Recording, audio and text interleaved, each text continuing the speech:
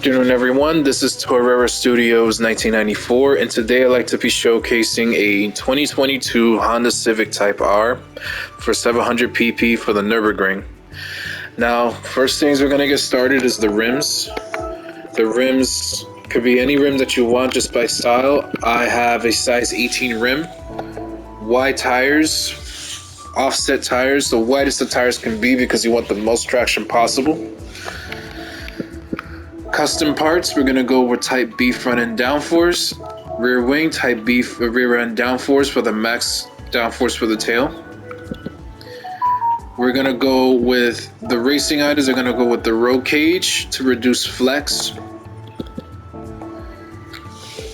And next thing I'd like to show you is the settings for this car. As you can see, everything here, the car is completely maxed out.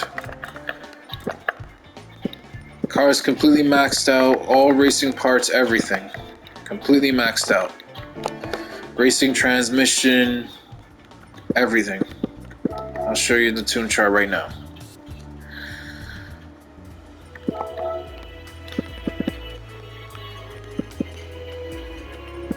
Maxed out engine.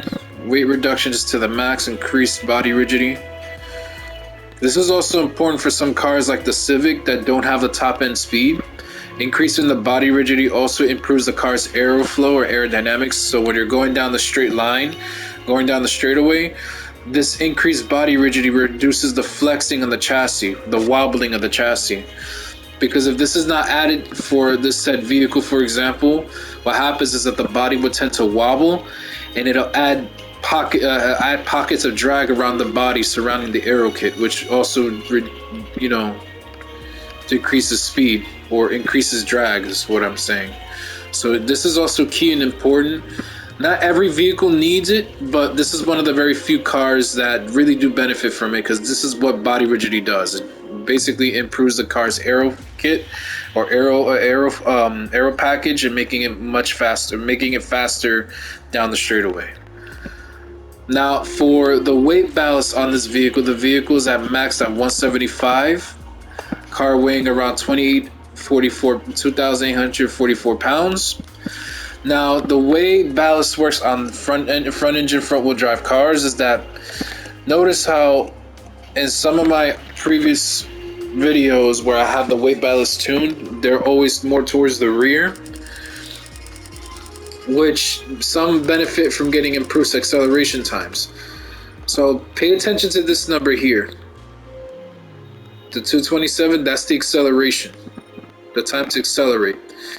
When I zero this out, notice how the number increases. See, this is no good. This reduces the acceleration time from 2.27 seconds to 2.39 seconds, from 62 to 93 miles an hour. Now, you may be saying, oh, that's not that much. It's really not that much. When it really does matter, because every second counts, even milliseconds and nanoseconds. This drastically changes. From 2.27 to 2.39 is a big gap. So this car actually has a slower acceleration time because I zeroed it out, and you can see how the PP went up. So front engine, front wheel drive cars, the weight is actually in reverse. Instead of putting weight ballast towards the rear, you're gonna put the weight ballast towards the front. And look at those acceleration results now, 2.27 seconds. Basically, it has slightly better acceleration time than my C7 Corvette, but it doesn't have the better lap time. Now, you may be thinking that, gee, if you're putting all the weight ballast towards the front at 67.33, wouldn't the car understeer? Yes. Without the proper aero kit, this is where this comes in. This is where the aero kit comes in. So adding max downforce to 165 and downforce to the rear at 282. The reason I'm not putting it at 310 because it'll cause the vehicle to have a crippling understeer effect. So we're going to leave it at 282. And it also helps out with the car's brake trailing. This is to also improve brake trailing, because if this is at maxed out at 310, it would be hard to brake trail with this car. So on front engine front wheel drive cars, everything is reversed. Instead of putting weight towards the rear, put it to the front, and it'll increase the acceleration. The acceleration status here. 2.27 is a good one. So we're going to show you in the replay. We're going to see together in the replay how the car performs. Now I did clocked in 6 minutes and 30 seconds for the Nürburgring. And I'll tell you, that's not bad for this car. 6 minutes and 30 seconds is very close to like Mustang, Camaro, Corvette status.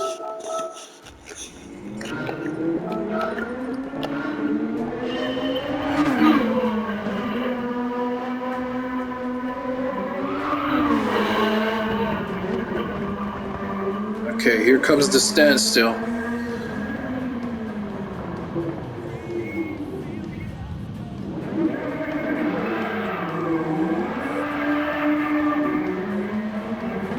One thing I'd like to also mention before I forget is that this car has a wide body equipped to it.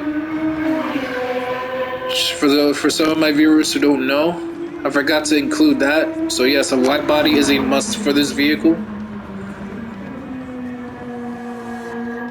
Notice how the car is biting into the turn more, because the weight load is, even though it's towards the front, is causing the vehicle to bite into the turn more, because that's where the power is being delivered directly to the front wheels. They pull the vehicle into the turn, allowing it to turn into the turn a little bit more. It may not be as much, but with the aero support and the downforce included, it'll also make the car bite into the turns like a track monster, like it's doing now. With this tune, you could be on par with some of the, cars like the Mustang and the Camaro, but you have to be consistent in the cornering.